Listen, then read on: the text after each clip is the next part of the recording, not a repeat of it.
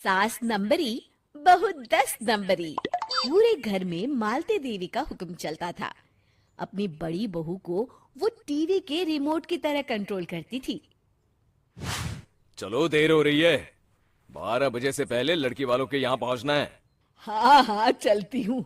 मैं तो भगवान से बस ये दुआ कर रही हूँ कि जिस तरह मेरी बड़ी बहू मेरी मुट्ठी में है, उसी तरह मेरी छोटी बहू भी मेरे इशारे पे नाचे।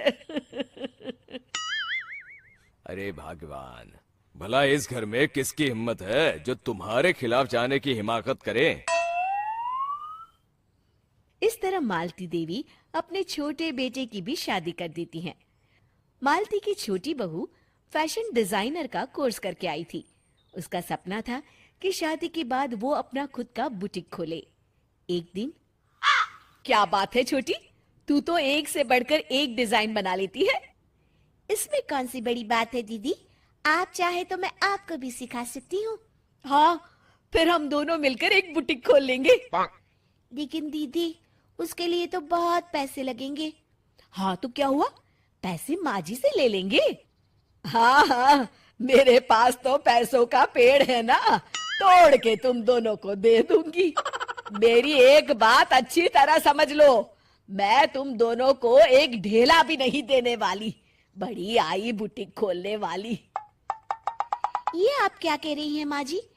आप हमारी मदद नहीं करेंगी तो कौन करेगा? अरे अगर बुटीक खोलने का इतना ही शौक है तो अपने माँ बाप से पैसे क्यों नहीं मांग लेती? मेरे पैसों पर क्यों आंख गड़ाए बैठी हो तुम दोनों? इस तरह अपने इरादे स्पष्ट करके मालती देवी वहां से चली जाती है। अरे ये क्या दीदी, माँ जी तो साफ मुकर गई। अब हम क्या करेंगे? तू चिंता मत कर, बुटीक तो खुल के ही रहेगा। कहते हैं कि घी जब सीधी उंगली से नहीं निकलता तो उसे उंगली टेढ़ी करके निकालना चाहिए। माँ जी अपने आप को समझती क्या है? पूरी सोसाइटी जानती है कि माँ जी ने अपनी सास को घर से निकालकर उनकी दौलत पर कब्जा कर लिया है। हाँ दीदी, अब तो जैसे को तैसा करना पड़ेगा। फिर दोनों बहुएं मिलकर एक साजिश रचती हैं। एक दिन, अरे नालायक, जरा ठीक तरह से पैर दबा, बिल्कुल मजा नहीं आ रहा। खाने पीने में तो कोई कसर नहीं छोड़ती। तभी वहां बड़ी बहू हाथ में एक फॉर्म लेकर आती है। माँ जी, आपके लिए एक खुशखबरी है। सरकार सभी बुजुर्गों को हर महीने 10,000 रुपये पेंशन देने वाली है।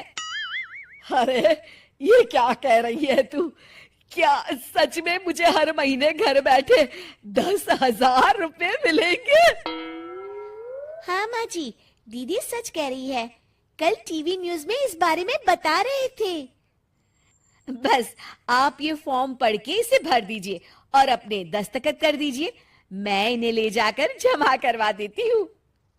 अरे नालायक, बड़ी कामचोर है तू। इस बुढ़ापे में कहा तुम मुझसे फार्म भरवा रही है, खुद ही भर ले। मैं दस्तखत कर देती हूँ। ठीक है माँ जी। फिर बड़ी बहू बड़ी चालाकी से फॉर्म के पन्नों के बीच प्रॉपर्टी के पेपर छिपा कर रख देती है और उन पर मालती देवी के दस्तखत करवा लेती है। कुछ दिनों के बाद मालती देवी अपने पति के साथ 2 दिनों के लिए अपने एक रिश्तेदार के यहाँ जाती है।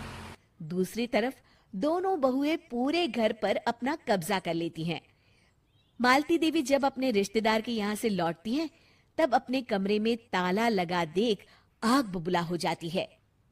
अरे नालायको, मेरे कमरे में इतना बड़ा ताला किसने लगाया है? माँ जी, ये कमरा तो मैंने अपने बेटे रोहन को दे दिया है और आज से आप बाहर कोने में जो छोटा कमरा बना है ना, वहां रहेंगी। अच्छा, मैं उस सड़ेले कमरे में रहूंगी है? तेरी ये कहने की हिम्मत भी कैसे हुई? और मेरी इजाजत के बिना मेरा कमरा देने वाली तू होती कौन है? लगता है तू भूल गई, इस घर की मालकिन मैं हूं। तभी वहां छोटी बहू आती है। अरे माँ जी, आप इस घर की मालकिन नहीं है। अब इस घर की नई मालकिन हम दोनों बहुएं हैं। ये देखिए, इन प्रॉपर्टी के पेपर पर आप ही के दस्तखत है। अरे भाग्यवान, ये तुमने क्या कर दिया? दस्तखत करने से पहले एक बार ठीक से पढ़ तो लेती। अरे लेकिन मेरी बहुएं मेरे साथ ऐसा कैसे कर सकती है? अरे तो इसमें कौन सी अचरज की बात है? तुमने भी तो अपनी सास को घर से बाहर निकाल दिया था। टूटा फूटा ही सही, शुक्र करो कि इन दोनों ने कम से कम हमें रहने के लिए कमरा तो दिया। तुमने तो अपनी सास को वो भी नहीं दिया था। आज समझ में आया, जैसी करनी वैसी भरनी। चलो, अपना सामान उठाओ और चलते हैं।